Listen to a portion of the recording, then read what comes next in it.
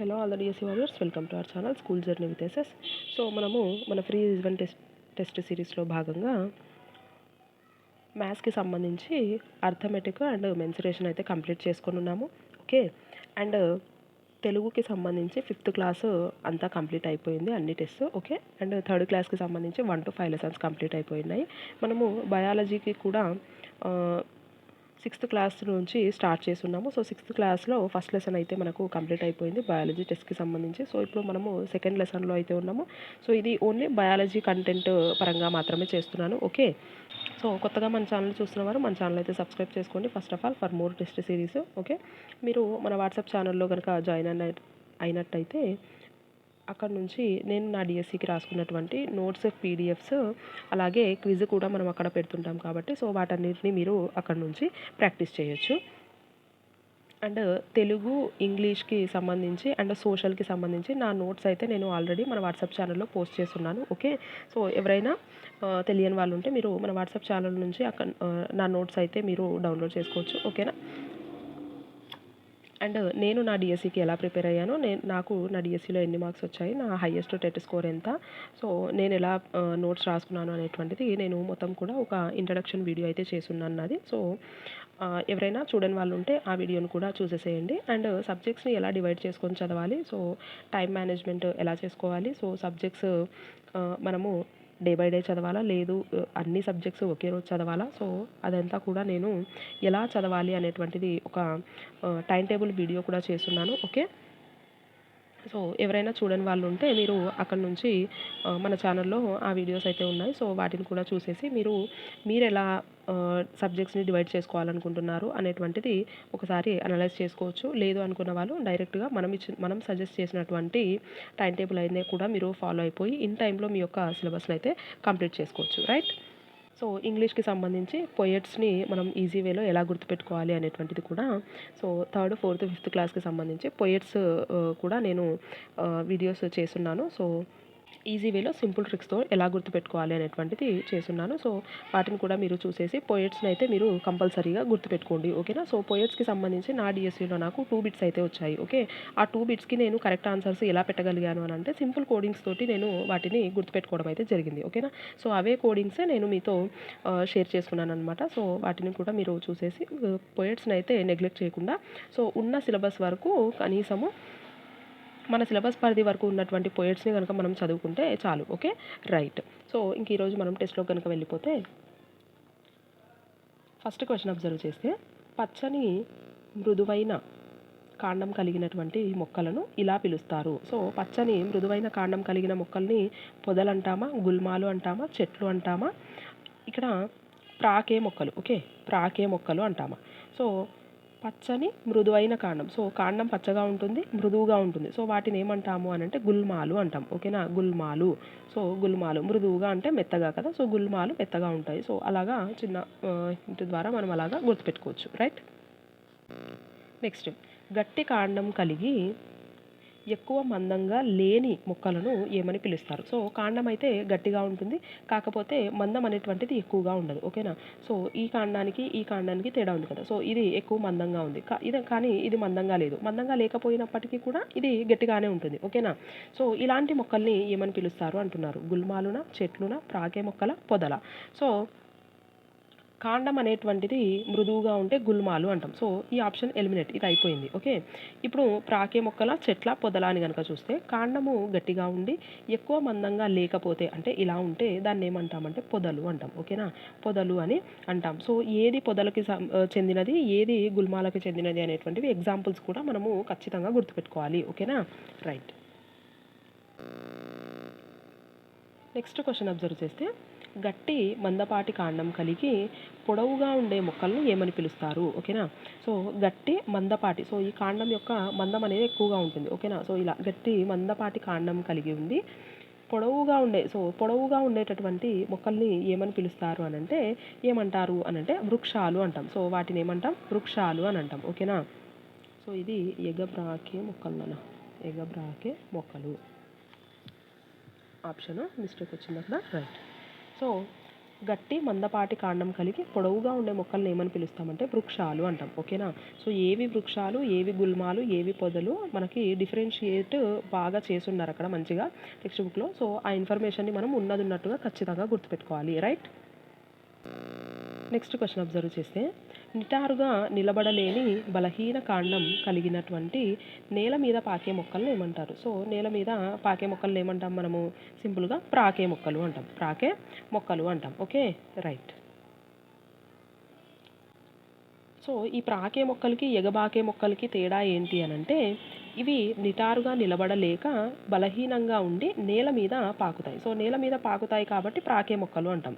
కానీ సో అది next question వస్తుంది, అక్కడ చెప్తాను. సో నెక్స్ట్ క్వశ్చన్ అబ్జర్వ్ చేస్తే, ఏదో ఒక ఆధారాన్ని చేసుకొని పైకి ఎగబాకే మొక్కల్ని ఏమంటాం? సో ఎగబాకే మొక్కలు అంటాం. సింపుల్గానే ఉన్నాయి కదా, సో గుర్తుపెట్టుకోవాలి, వీటిని మర్చిపోకూడదు. రైట్? సో ఏదో ఒక ఆధారాన్ని చేసుకొని పైకి ఎగబాకే మొక్కలు ఇవి కూడా బలహీనంగానే ఉంటాయి. కాకపోతే ఇవి దేన్నో ఒకదాన్ని అంటిపెట్టుకొని ఉండి మనకేమవుతాయి అంటే, సో ఇలాగా పైకి ఎగబ్రాకుతాయి. సో పైకి ఎగబ్రాకుతాయి కాబట్టి మనం వీటిని ఏమంటాము? ఎగబ్రాకే మొక్కలు అంటాం. Okay, right. Next question observe చేస్తే, కాండానికి అంటుకొని ఉన్న ఆకు భాగాన్ని ఏమంటారు? సో కాండం అనేటువంటిది మనకు ఇలా ఉంటే, ఇక్కడ మనకు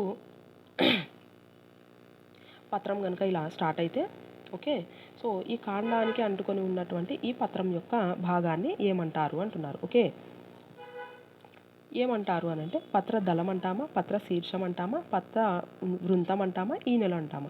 సో పత్ర దళం అంటే ఈ పార్ట్ మొత్తం. ఓకే, సో ఈ పార్ట్ ఏదైతే ఉందో ఈ పార్ట్ మొత్తాన్ని పత్ర దళం అంటాం.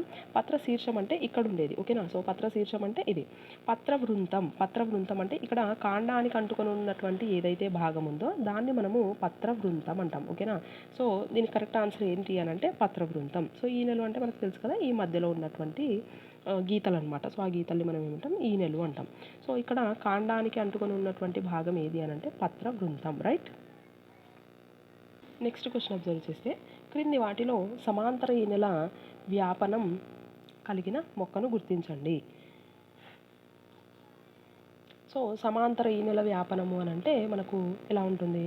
సో అన్ని ఈనెలు కూడా ఇలా ఉంటాయన్నమాట. సో ఇలా సమాంతరంగా ఉంటాయి. సో ఇలా సమాంతరంగా ఉండేటటువంటి ఈనెల వ్యాపనం కలిగి ఉన్నటువంటి మొక్క ఏది అంటున్నారు? పప్పు ధాన్యాల, గడ్డి మొక్కల, వేపన, మామిడిన? సో దీనికి ఆన్సర్ వచ్చి మనకి గడ్డి మొక్కలు అవుతుంది. ఓకేనా? సో ఈ గడ్డి మొక్కలు వచ్చి మనకు ఇలాంటి సమాంతర ఈనెల వ్యాపనాన్ని కలిగి ఉంటాయి. సో మిగతావి మనకు జాలాకార ఈనెల వ్యాపనాన్ని కలిగి ఉంటాయి. జాలాకార ఈనెల వ్యాపనం అంటే, సో ఇలా గనక మనకు పత్రం ఉంటే ఏమవుతుంది అని అంటే, సో ఇలా రెండు పక్కలకు మనకు ఈనెలు అనేటువంటివి వ్యాపించి ఉంటాయి. సో దాన్ని మనం ఏమంటామంటే జాలాకార ఈనెల వ్యాపనం అంటాం. మీకు ఇక్కడ ఇంకొక హింట్ ఏంటి అని అంటే, సో వేర్లు ఉంటాయి కదా మనకు. సో తల్లి వేరు మరియు గుబురు వేరు. ఓకేనా? సో తల్లి వేరు అని అంటే ఇలా ఒక వేరు వచ్చి దానికి చిన్నగా పిల్ల వేర్లు వచ్చి ఉంటాయి కదా. సో ఇలాగా తల్లి వేరు మరియు ఈ గుబురు వేర్లు. ఓకే, సో అంటే మొత్తం కూడా వేర్ల నుంచి ఒకే ప్రాంతం నుంచి విస్తరించి ఉంటాయి. సో ఇలాగా ఈ గుబురు వేర్లు ఇవి దేంట్లో ఏ రకమైన ఈనెల వ్యాపనం ఉంటుంది అనేటువంటిది మనం ఈజీగా ఫైండ్ అవుట్ చేయొచ్చు. ఎలాగా అంటే, ఒకవేళ మనకు సమాంతర ఈనెల వ్యాపనం కనుక పత్రాల్లో కనిపిస్తే అది గుబురు వేరు వ్యవస్థకు చెందినది. ఓకేనా? సో ఆ మొక్క యొక్క వేరు వ్యవస్థ ఎలా ఉంటుంది అంటే గుబురు వేరుకు చెందినది. సమాంతర ఈనెల వ్యాపనం కలిగినటువంటి మొక్కలు గుబురు వేరు వ్యవస్థను కలిగి ఉంటాయి. అదే మనకు జాలాకార ఈనెల వ్యాపనం ఉందనుకోండి. ఓకే, పత్రం చూసిన వెంటనే మనకు ఇలా జాలాకార ఈనెల వ్యాపనం కనిపిస్తే అది తల్లి వేరు వ్యవస్థను కలిగి ఉంటాయి. ఓకేనా? సో తల్లి వేరు వ్యవస్థను కలిగి ఉంటాయి. సో ఇది మనకు హింట్గా మనం వీటిని గుర్తుపెట్టుకోవచ్చు. రైట్?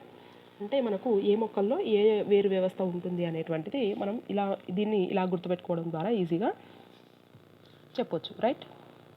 నెక్స్ట్ క్వశ్చన్ అబ్జర్వ్ చేస్తే, ఆకుల నుండి నీరు ఆవిరి రూపంలో బయటకు రావడాన్ని ఏమంటాం? ఓకేనా?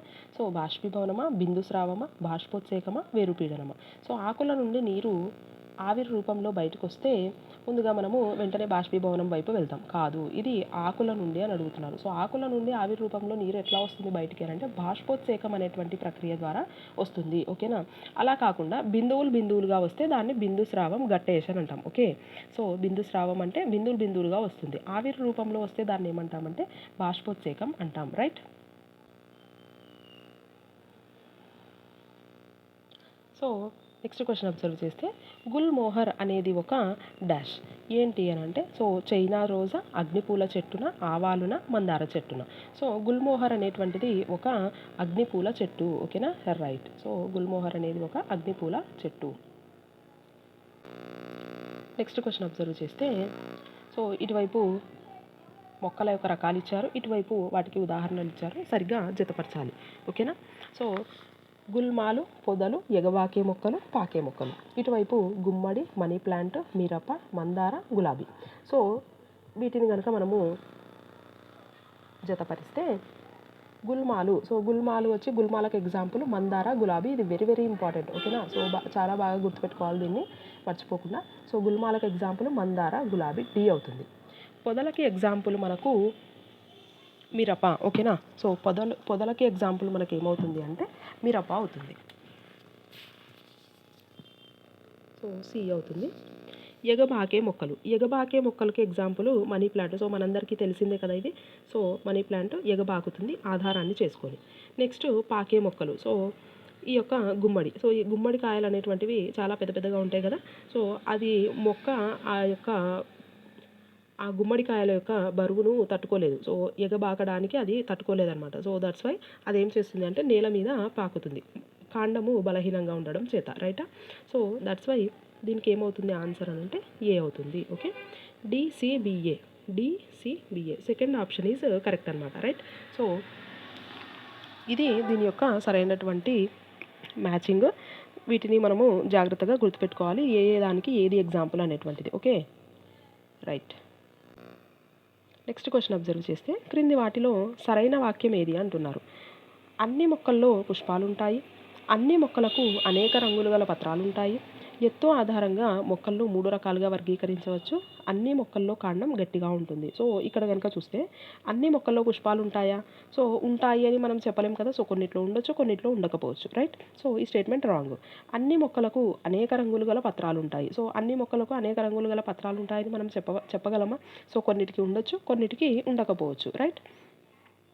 నెక్స్ట్ అబ్జర్వ్ చేస్తే ఎత్తు ఆధారంగా మొక్కలను 3 రకాలుగా వర్గీకరించారు. సో ఇది కరెక్టే కదా. సో ఎత్తు ఆధారంగా కనుక చూస్తే మనకి గుల్మాలు, పొదలు మరియు వృక్షాలు. సో ఇలాగా మనకి ఆ యొక్క క్లాసిఫికేషన్ అయితే జరుగుతుంది. ఓకేనా? సో ఎత్తు ఆధారంగా మొక్కల్ని 3 రకాలుగా వర్గీకరించవచ్చు. ఏంటి? గుల్మాలు, పొదలు, చెట్లు. రైటా? సో ఇది మనకు కరెక్ట్ స్టేట్మెంట్ అవుతుంది. అన్ని మొక్కల్లో కాండం గట్టిగా ఉంటుందని చెప్పలేం కదా. సో మనకు ప్రాకే మొక్కలు, ఎగబ్రాకే మొక్కలు మరియు ఈ యొక్క గుల్మాలలో మనకు ఎలా ఉంటుంది, కాండం అనేటువంటిది మృదువుగా ఉంటుంది. ఓకేనా? బలహీనంగా ఉంటుంది. సో గట్టిగా ఉండదు కదా అన్నిట్లో. రైట్. సో సరైన వాక్యం అంటే మనకి ఆప్షన్ 3 ఈజ్ కరెక్ట్ అనమాట. రైట్? నెక్స్ట్ క్వశ్చన్ అబ్జర్వ్ చేస్తే క్రింది వానిలో సరికాని వాక్యం ఏది? అండాశయంలో చిన్న పూసల వంటి నిర్మాణాలను అండాలు అంటారు. కేసరాల సంఖ్య, ఆకర్షక పత్రాల సంఖ్య అన్ని పుష్పాల్లో సమానంగా ఉంటుంది. గులాబీ మొక్కలో కేసరాలు విడివిడిగా ఉంటాయి. సో ఈ స్టేట్మెంట్ మనకు ఇది పిక్చర్ కూడా ఇచ్చుంటారు మనకు. ఓకేనా? టెక్స్ట్ బుక్లో. సో గులాబీ యొక్క పిక్చర్ ఇచ్చి అది కేసరాలు అనేటువంటివి మనకు అందులో చూపిస్తారు మంచిగా. టెక్స్ట్ బుక్లో పిక్చర్ ఉంది. ఓకే, గులాబీ మొక్కలో కేసరాలు అనేటువంటివి విడివిడిగా ఉంటాయి. నెక్స్ట్ రక్షక పత్రాలు, ఆకర్షక పత్రాల మధ్య తేడాలు ఉంటాయి. సో ఆకర్షక పత్రాలు, రక్షక పత్రాలు మనకు వేరువేరుగా ఉంటాయి కదా. సో ఎన్ని రక్షక పత్రాలు ఉంటే అన్ని ఆకర్షక పత్రాలే ఉండాలని లేదు కదా. సో రెండింటి మధ్య మనకు తేడాలు అయితే ఉంటాయి. సో ఇప్పుడు ఈ 3 స్టేట్మెంట్స్ కరెక్ట్. సరికాని వాక్యం అంటే మనకి ఏమవుతుంది? ఆప్షన్ 2 ఈజ్ కరెక్ట్ అనమాట. సో ఈ స్టేట్మెంట్ తప్పు కదా. సో కేసరాల సంఖ్య, ఆకర్షక పత్రాల సంఖ్య అన్ని పుష్పాల్లో సమానంగా ఉంటుంది. సో ఇది రాంగ్ స్టేట్మెంట్ అనమాట. సో కేసరాల సంఖ్య, ఆకర్షక పత్రాల సంఖ్య అన్ని పుష్పాల్లో సమానంగా ఉంటుందని మనము చెప్పలేం. రైట్? సో కొన్నిట్లో వేరువేరుగా ఉంటుంది. నెక్స్ట్ క్వశ్చన్ అబ్జర్వ్ చేస్తే అండకోశంలో భాగం కానిది. కీలము, కీలాగ్రము, అండాశయము, కేసరము. సో అండకోశంలో కనుక మనం చూస్తే కీలం ఉంటుంది, కీలాగ్రం ఉంటుంది, అండాశయం ఉంటుంది. సో కేసరం అనేటువంటిది అండకోశంలో భాగం కాదు. ఓకేనా?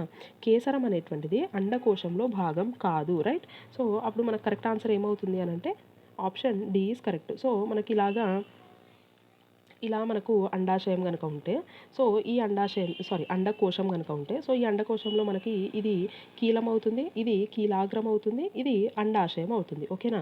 ఇది అండాశయం అవుతుంది. సో ఈ 3 కూడా మనకి ఇందులో భాగమైనట్టే. సో ఇప్పుడు దీనిలో భాగం కానిదేది? కేసరము. సో ఈ కేసరాలనేటువంటివి మనకు ఇలా పక్క వైపుగా ఉంటాయి కదా! సో ఇటువైపు ఇలా దీనికి ఆపోజిట్ సైడ్‌లో సో పక్కన మనకు ఉంటాయి కానీ సో ఈ పార్ట్‌లో మనకు ఉండవన్నమాట. ఓకే. సో అందుకని దీని యొక్క కరెక్ట్ ఆన్సర్ ఏమవుతుంది అంటే కేసరం అనేటువంటిది కరెక్ట్ ఆన్సర్ అవుతుంది. రైట్? నెక్స్ట్ క్వెషన్ అబ్జర్వ్ చేస్తే పుష్పంలో అన్నింటికన్నా లోపలి భాగం ఏది? అన్నింటికన్నా లోపలి భాగం కేసరావళినా? అండకోశమా? అండాశయమా? పిండమా? సో పుష్పంలో అన్నింటికన్నా లోపలి భాగం గనక చూస్తే అండకోశం. ఓకే. అండకోశం అనేటువంటిది అన్నింటికన్నా లోపలి భాగం అనమాట. ఓకే.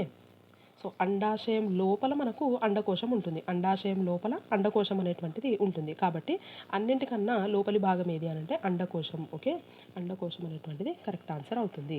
ఇది ఇవాల్టి టెస్ట్ సెకండ్ లెసన్‌కి సంబంధించి. సో హోప్ అందరూ అన్ని క్వెషన్స్‌కి కరెక్ట్ ఆన్సర్సే చేసుంటారని అనుకుంటున్నాను. సో ఎవరైనా ఎక్కడైనా మిస్టేక్ చేసుంటే మీరు టెక్స్ట్ బుక్ ఓపెన్ చేసి ఆ ఏరియాను మీరు ఖచ్చితంగా ఒకసారి చదవండి. ఓకేనా? సో అది మీరు చదవడం వల్ల మాత్రమే మీకు నెక్స్ట్ మళ్ళీ మీరు దాన్ని మిస్టేక్ చేయకుండా ఉండేందుకు ఛాన్స్ ఉంటుంది. రైట్? సో నెక్స్ట్ డేస్‌లో మనం మళ్ళీ కలుద్దాం.